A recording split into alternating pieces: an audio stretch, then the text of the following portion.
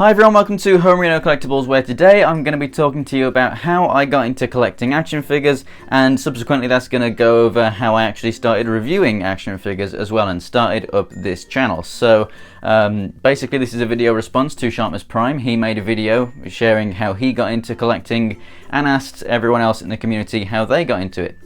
And so if you want to submit your video response as well, there'll be the link in the description to Sharpness's video, and then basically you just make a video as long as you're 15 years or older and then send it to his email that he's got in the description of that video, and then he'll put you on his playlist where everyone can share how they got into this hobby. So basically for me, growing up I have 3 older brothers, and so I've got a lot of, well, I had a lot of like 80s and 90s toys, as well as the toys that I started to get when I was growing up. So growing up I was into original Transformers and Turtles and Bucky O'Hare and Power Rangers and all that kind of stuff. And then as I got older, and you know, there was the 2002 or 3 Turtles show and Transformers Armada and stuff, that was like my era. So I have a lot of those kind of figures. And then basically when I went through secondary school, from 2005 to 2010, so that was between when I was 11 and 16, basically I stopped getting toys or anything from parents or whatever. I was growing up, so in that time the only figures that I had was a Batman Begins tumbler and Batman, and then I had a couple of Family Guy figures, which I believe was Mezco, which I've actually recently got some more of those, which I'll just show you right here without making everything fall over. So I've recently, what are they? Yep, Mezco. Recently picked up the rest of that Series 1 and I'll be reviewing those. But they are the only figures that I got within that 5-year time period, and then there was 2 years when I went to college. So after that, I was 18. This is 2012 when I'd finished college, and I'd started my own, my first job. So I was an apprentice engineer and I was making my own money, and I thought to myself, well, you know, I was into all this kind of stuff before and I had a lot of these awesome figures and everything. I wanted to put some stuff on display, but at the same time, I wanted to finish off my Armada collection, and I wanted to look at what Transformers were out there right now. I wanted a Justice League display and an Avengers display, but I didn't know what kind of figures were out there. And so I started to search YouTube.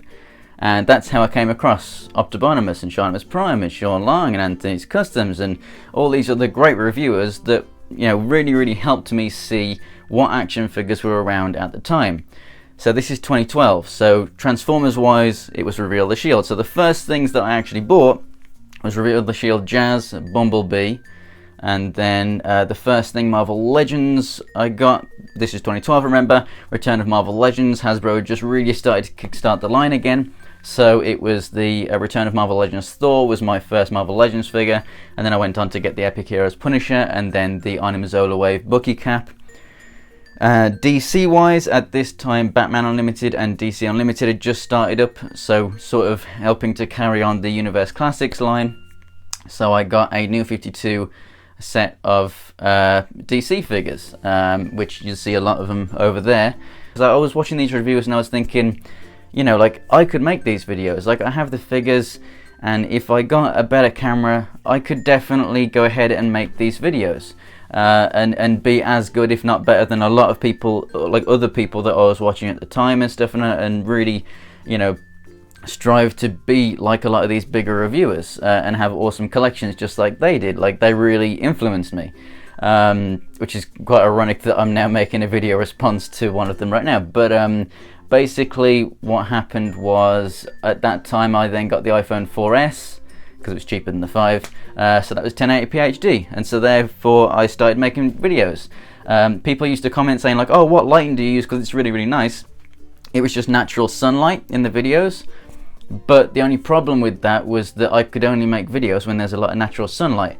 I live in England, you know, that doesn't stay around all that long, so that really limited the amount of videos that I could actually make.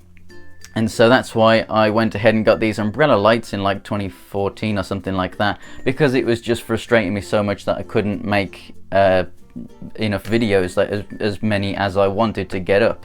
And so having these lights meant that I could have great lighting 24/7, so whenever I had time to make a video, I could make a video, and it was as simple as that. And that's what really helped me, and obviously helped the video quality by miles.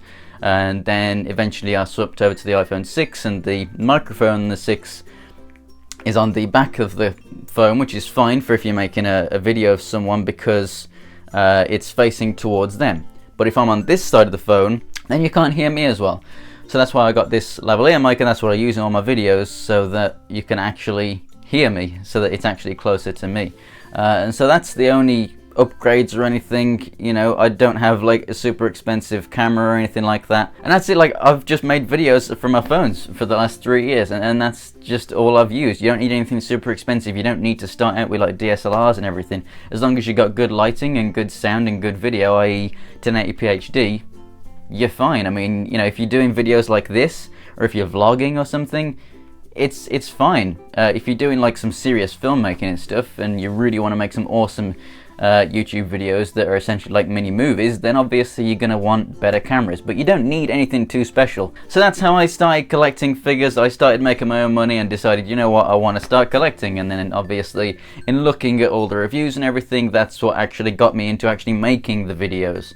And it's snowballed ever since. The collection is ever growing, but one thing that you've always got to remember is never outgrow the space that you're in. Like, I'm pretty close to just not having any more space to display stuff, and so the collection is starting to sort of slow down a little bit. I'm starting to taper, but yeah, just don't go crazy with it. Don't spend more money than what you have.